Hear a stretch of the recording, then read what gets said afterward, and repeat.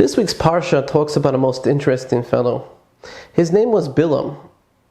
Much like Moshe, Bilaam was a tremendous prophet. But unlike Moshe, Bilaam was a lowlife, an evil fellow. How evil was he? Well, our rabbis explain that Bilaam actually practiced bestiality with his donkey. But if Bilaam was so evil, how could he convince himself that he could convince Hashem to destroy the Jewish people? Hashem had just taken his nation out of Egypt. He loved his nation.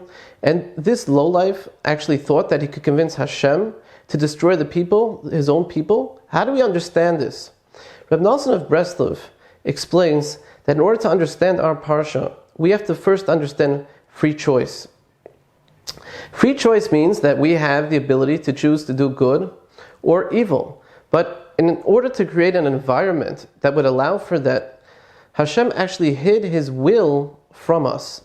Hashem's will is now not clear. It's hard to know what Hashem truly wants. For if we truly understood what Hashem wanted from us, then we would all go and do what Hashem wants.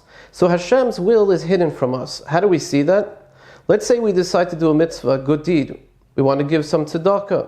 We want to do an act of kindness. As soon as we set out to do that good deed, oftentimes we encounter tremendous obstacles or confusion. We wonder if this is really the right thing to do.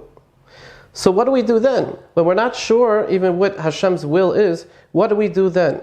The answer to this, Reb Nosson says, is that if we truly desire to serve Hashem, if we really, really want to do what's right, then Hashem will always lead us in the direction that we choose to go. So if we choose to do that good deed, all of a sudden, all of the obstacles will fall away. All of a sudden, all of those confusions that we experienced will be answered. But just as this is true when it comes to good, that Hashem gives us the power to do whatever we want, that He leads us the way that we want to go, that the main thing is our ratzon, our willpower, and that when we will to do the right thing, Hashem enables us to do that, and He shows us what His true will is. It also works when it comes to doing evil. Bilaam understood this. He understood that this was part of free choice. Therefore, he wanted with all of his desire, with all of his being, to destroy the Jewish people. And he tried to do everything within his power to show Hashem that this is what he wanted. He thought that if he truly wants to do bad, just as someone wants to do evil, is able to uncover the true will of Hashem, and he's able to achieve that, he understood that he would be able to do the same thing, according to free choice, in order to convince Hashem to destroy His very people. And he really came close to that. He actually almost destroyed the Jewish people. What stopped him? Ultimately, free choice is also a creation of Hashem to serve our benefit.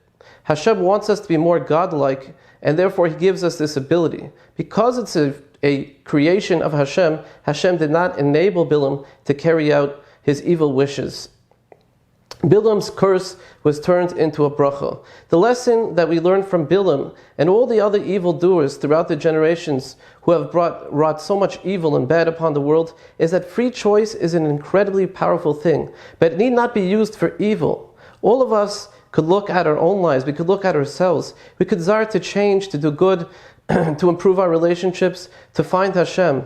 The more that we desire, the more that we burn with an inner strength and passion to serve Hashem, the more that Hashem will allow us to recreate our lives and to help all the people around us.